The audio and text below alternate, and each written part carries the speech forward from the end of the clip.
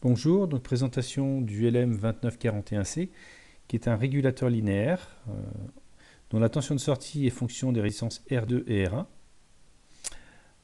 Pour avoir cette tension de 97 en fonction de R2 et R1, il faut impérativement avoir une tension d'entrée supérieure à la tension de sortie. C'est un régulateur linéaire et là celui-ci il a la particularité que lorsqu'on a un niveau logique bas sur l'entrée 2, on a bien la tension de sortie. Et si on a un niveau logique 1, c'est-à-dire si j'amène du 6 volts là, sur l'entrée 2, eh bien j'ai 0 volts en sortie, ce qui me permet de, en fin de compte, de couper l'alimentation sur certaines parties du schéma quand je veux moins consommer. On voit que dans la doc, on verra que le dropout peut descendre à 0,5 volts. Donc si je mets 5,5, eh bien je régule bien à 5 volts, moins 4,97 ici, en fonction de R2 et R1.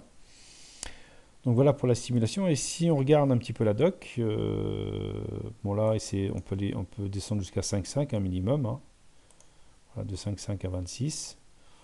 Il fournit un courant de 1 ampère.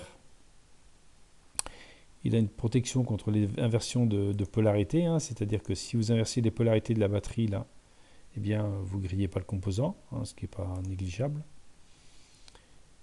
Et puis il a une protection contre les courts-circuits. Bon, après vous avez différents types de boîtiers, TO220, TO263 ou composants montés en surface. Ça c'est le schéma le plus simple avec R2 et R1 comme j'ai fait, du condensateur de filtrage entrée en sortie.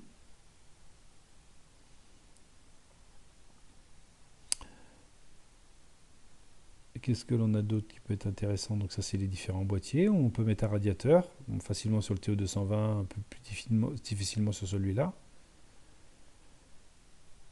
Voilà, la tension maximum de ne pas dépasser en entrée. Les températures max de fonctionnement. La résistance jonction ambiant qui peut être intéressant pour voir à quelle température est la jonction, donc suivant le type de boîtier que l'on a. Donc bien sûr exprimé en degrés Celsius par watt. Alors, je rappelle, pour calculer la température de jonction, eh bien, il faut prendre la tension de sortie moins la tension d'entrée, donc ce que consomme le composant, fois le courant max, P égale 8, multiplié par la résistance jonction ambiant, et on a le delta T entre la température de jonction et la température ambiante, on a le delta T, et donc la température de jonction, si on prend une température ambiante de 30 degrés par exemple en été. La tension de référence 1,275, ça c'est pour le réglage de la tension de sortie. Et voilà ce qui nous intéresse un petit peu plus. Là, on voit le dropout, la tension différentielle entre l'entrée et la sortie. Vous voyez, si on a un courant de 800 mA max, on peut descendre jusqu'à 0,4 volts entre l'entrée et la sortie. On voit que la tension de sortie varie en fonction de la température aussi. Et puis ce qui nous intéresse dans notre schéma, nous, c'est la page 12 de mémoire. Voilà, la note d'application. Donc la tension de sortie ici, c'est R1 plus R2 divisé par R1 fois la tension de référence qui est 1,275. Voilà.